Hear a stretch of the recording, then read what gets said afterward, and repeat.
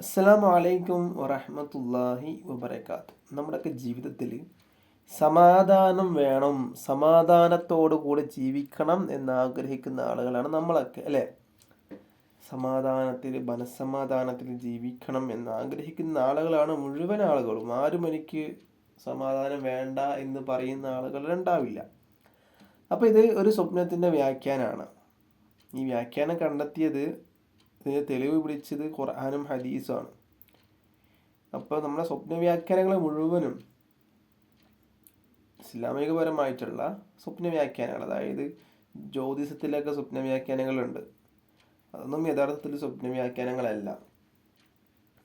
ഭാരതന്മാരായ വ്യാഖ്യാതാക്കളായ പണ്ഡിതന്മാർ പറഞ്ഞ കാര്യങ്ങളാണ് യഥാർത്ഥത്തിൽ സ്വപ്ന വ്യാഖ്യാനം. അതെവിടെ നിന്നാണ്? ഖുർആനും ഹദീസും നോക്കിയിട്ട് തെളിവ് പിടിച്ചുകൊണ്ടാണ് മഹാരഥന്മാരായ പണ്ഡിതന്മാർ പറയുന്നത്. അപ്പോൾ നമുക്ക് സമാധാനം ഉണ്ടാകും, നിർഭയത്വം ഉണ്ടാകും എന്നുള്ളതാണ് വ്യാഖ്യാനം. അത് ഏത് സ്വപ്നം കണ്ടാലാണെന്ന് നമുക്ക് നോക്കാം.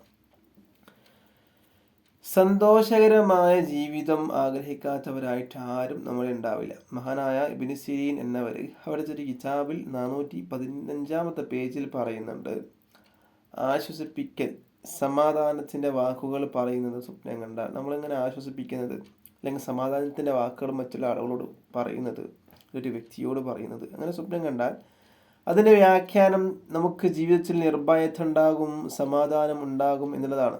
ഇത് നബി സല്ലല്ലാഹു അലൈഹി വസല്ലം തങ്ങളുടെ ഹദീസിലുള്ളതുപോലെ ഒരു മുസീബത്ത് പറ്റിയ ഒരാൾ ആശ്വസിപ്പിക്കുകയാണെങ്കിൽ അതിന് പ്രതിഫലം അവനിക്ക് ഉണ്ടാകും എന്ന് പറഞ്ഞിട്ടുണ്ട്. അത് തെളിവ് ഓടിച്ചുകൊണ്ടാണ് പറഞ്ഞത് അവനിക്ക് നിർഭയത്വം ഉണ്ടാകും, സമാധാനം ഉണ്ടാകും എന്നുള്ളത്. മനസ്സിലായല്ലോ? ഇൻഷാ അല്ലാഹ് അടുത്ത വീഡിയോയുമായി വീണ്ടും കാണാം. അല്ലാഹു തആല അതിന് എനിക്കും നിങ്ങൾക്കും തൗഫീഖ് നൽകട്ടെ എന്ന് പ്രാർത്ഥിക്കുകയാണ്. അസ്സലാമു അലൈക്കും വറഹ്മത്തുള്ളാഹി വബറകാതുഹു.